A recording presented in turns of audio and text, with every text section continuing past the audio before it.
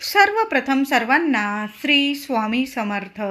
स्वामी महाराजांच्या कृपेने तुमच्या सर्व चांगल्या इच्छा पूर्ण होत ही स्वामींचरणी प्रार्थना करते आणि आजच्या व्हिडिओला सुरुवात करते. संसारिक प्रापंचिक अडचणीतून तारणारा, मन स्थिर आणि शांत करणारा असा स्वामींचा एक मंत्र फक्त रोज 11 वेळा म्हटला ना तरी सुद्धा तुम्हाला त्याचा लाभच लाभ होणार आहे. काही वेळा इतक्या अडीअडचणी उभ्या राहतात की काय करावं, कुठं जावं काही समजत नाही.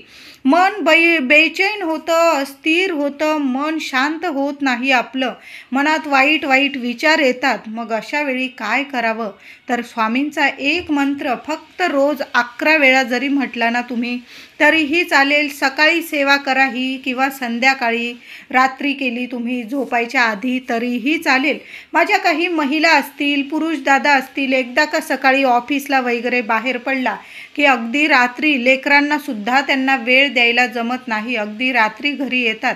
मग अशा व्यक्तींना मनात असतं की स्वामींची आपण ही सेवा करावी, ती सेवा करावी, पण काय होतं ना कामानिमित्त वेळेअभावी स्वामी आहे, माय माऊली आहे, तुम्ही कष्ट करतात ना हीच तर स्वामी सेवा आहे. कष्ट करा, मनापासून हृदयापासून आपण संसारासाठी कष्ट करतो, ही सुद्धा एक स्वामी सेवाच आहे. पण आपल्या मनात असतं की आपल्या स्वामींचा एवढा मंत्र जप करावा, आपण एवढे पारायण करावे, ही सेवा करावी, तारक मंत्राची सेवा करावी, मंत्राची सेवा करावी. पण काय होतं वेळेअभावी काही कारणास्तव नाही जमत. मग रोज सकाळी फक्त 11 वेळा तुम्ही हा मंत्र जर जपला ना तर इतके सोन्यासारखे दिवस येतील. स्वामी तारणहार आहे आपले स्वामी. सर्व काही अडीअडचणीतून तुम्हाला मार्ग मिळवून देतील. मन तुमचं अस्थिर असेल, बेचैन असेल, मन सुद्धा शांत होईल आणि जे वाईट नकारात्मक विचार येतात ना ते नकारात्मक वाईट विचार सुद्धा निघून जातील आणि मन एकदम शांत होईल. असा एक मंत्र आज मी तुम्हाला सांगणार आहे. तर मंत्र ऐका, ओम श्री स्वामी समर्थ. बऱ्याच लोकांना स्वामींचा हा मंत्र माहीत सुद्धा असेल, पण या मंत्राचा लाभ अनुभवायचा असेल तुम्हाला तर रोज फक्त 11 वेळा देवासमोर बसून हा मंत्र म्हणायचा आहे. ओम श्री स्वामी समर्थ, ओम श्री स्वामी समर्थ, ओम श्री स्वामी समर्थ, ओम श्री स्वामी समर्थ.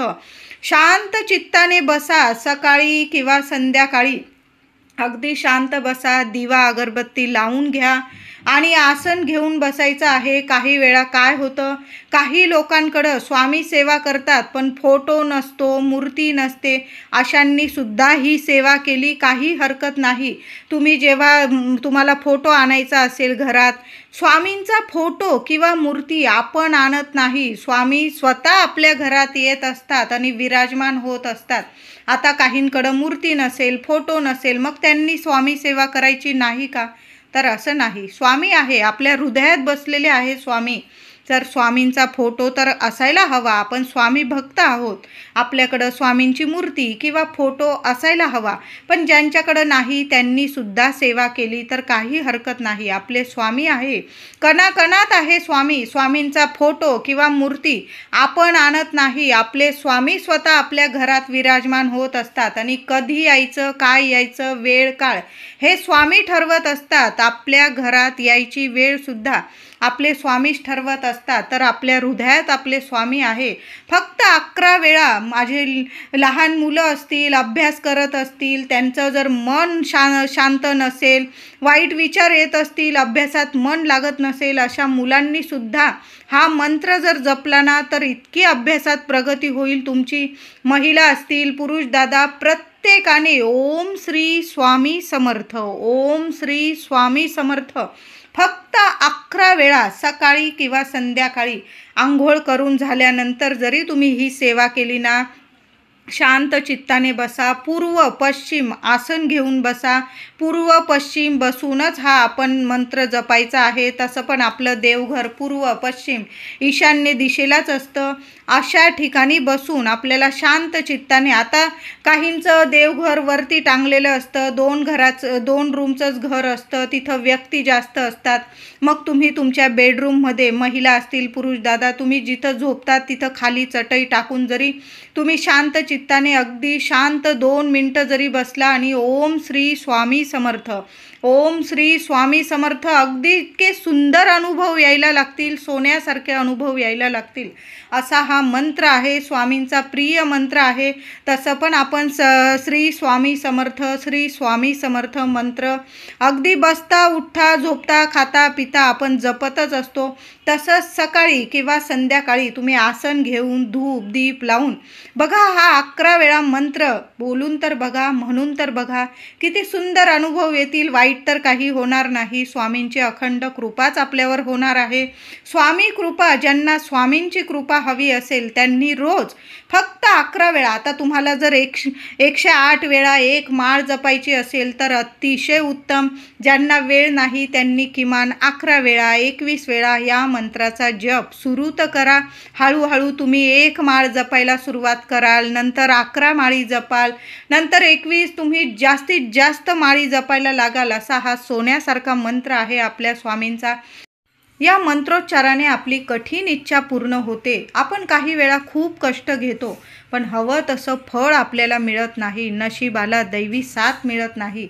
मग एकदा का आपल्या गुरु माऊलींचं पाठबळ आपल्या पाठीशी मिळालं की मग आपण प्रत्येक कामात यशस्वी होतो. शिक्षण घेत असाल, नोकरी करत असाल, संसारात काही अडीअडचणी असतील, मुलं मोठी झालेली असतील, लग्न कार्यात काही अडीअडचणी असतील, काही वेळा संतान प्राप्ती होत नाही, काही वेळा खूप पैसे येतात, असे येतात आणि असे निघून जातात, आरोग्य नीट राहत नाही, घरात नकारात्मक ऊर्जा साठलेली असते, मनात नकारात्मक विचार येत असतात. मग या मंत्राचा किमान 11 वेळा मंत्र जपायला सुरुवात तर करा.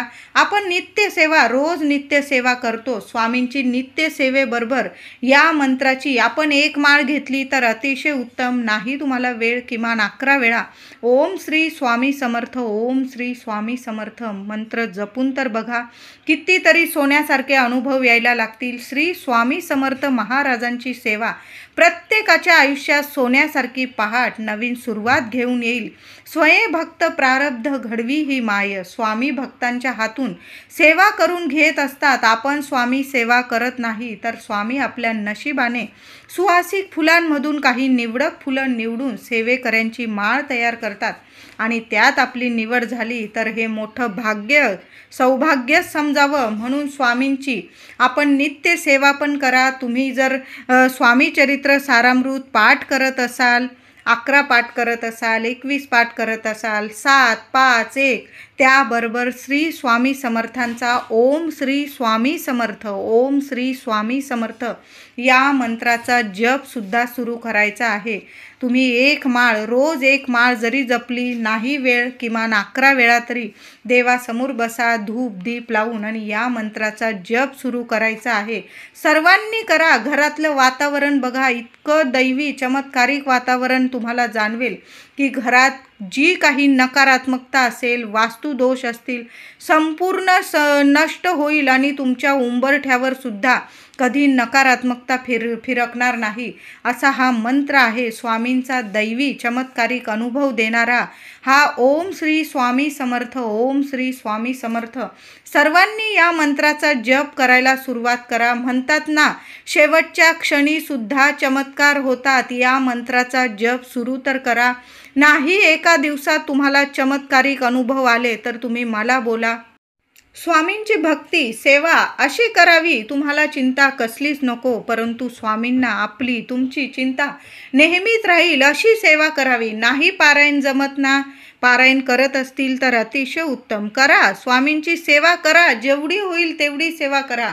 आपण सेवा करत नाही. आपल्याकडून किती पाठ करून घ्यायचे, किती मंत्र जपून घ्यायचा, आपली स्वामी माऊलीच बघत असते. आपले स्वामी माऊलीच आपल्याकडून सर्व सेवा करून घेत असतात.